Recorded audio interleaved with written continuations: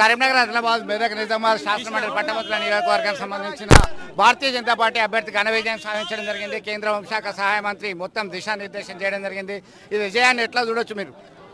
కూడా ఈ విజయము కార్యకర్తల యొక్క కష్టాజితము, ఇది కార్యకర్తలకు అంకితం, మన నరేంద్ర మోడీ గారికి అంకితం. ఎందుకంటే తెలంగాణ రాష్ట్రంలో నరేంద్ర మోడీ గారి మీద ఈ తెలంగాణ ప్రాంతంలో ఉపాధ్యాయ వర్గానికి ఒక నమ్మకం, విశ్వాసం ఉంది.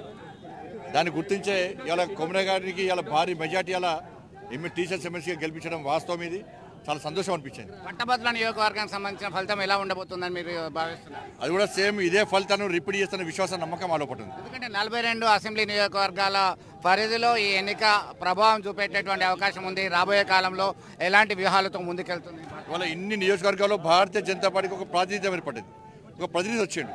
ఈ సీట్ అంతకుముందు మాది కాదు, కానీ అయినప్పుడు కూడా ఇలా తెలంగాణ రాష్ట్రంలో ఉన్నటువంటి ఈ 4 ఉమ్మడి జిల్లాలకు సంబంధించి ఉపాధ్యాయ వర్గం ఇవాళ కొమరే గారి మీద నమ్మకం, విశ్వాసంతో నరేంద్ర మోడీ గారు మన బడ్జెట్లో 12,70,000 ట్యాక్స్ ఎగ్జంప్షన్ విషయంలో కానీ 317 జీవోకు వ్యతిరేకంగా ఇలా భారతీయ జనతా పార్టీ కార్యకర్తలు రక్తం చెందిన చీరు జైలుకుపోయిన విధానం చూసిన తర్వాత ఉపాధ్యాయులు ఇలా మా కోసం కొట్టాడే పార్టీ భారతీయ జనతా పార్టీ అని భావించడం, తపస్తో పాటు ఇతర సంస్థలకు మద్దతు తెలపడం, దాంతోపాటు కార్యకర్తలు కష్టపడి దాదాపు 15 రోజుల పాటు కష్టపడి వాళ్ళ పనులను పక్క పెట్టి కష్టపడి పనిచేయడం, ఇది కిషన్ రెడ్డి గారి నేతృత్వంలో ఇది 3వ విజయం.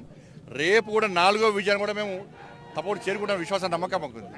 సో మొత్తం మీద కార్యకర్తలకు అండగా ఉండేటువంటి పార్టీ భారతీయ జనతా పార్టీ. ఆ భారతీయ జనతా పార్టీ మద్దతు ఇస్తున్నటువంటి ఉపాధ్యాయ సంఘం తపస్సు తరపున బరిలో ఉన్నటువంటి వ్యక్తి మల్కా కొమరే విజయం సాధించడం అంటే భారతీయ జనతా పార్టీకి ఈ ప్రాంతంలో మంచి పట్టు వస్తుందని భావించవచ్చు అనే అభిప్రాయం వ్యక్తం చేస్తున్నారు. విడుదల సుమంత్తో కలిసి చంద్రశేఖర్, RTV, కరీంనగర్ నుండి. మరిన్ని వీడియోస్ కోసం ఛానల్ ని సబ్స్క్రైబ్ చేయండి. లేటెస్ట్ అప్డేట్స్ కోసం వాట్సాప్ ఛానల్ ని ఫాలో అవ్వండి. ఆ లింక్ డిస్క్రిప్షన్ లో ఉంది.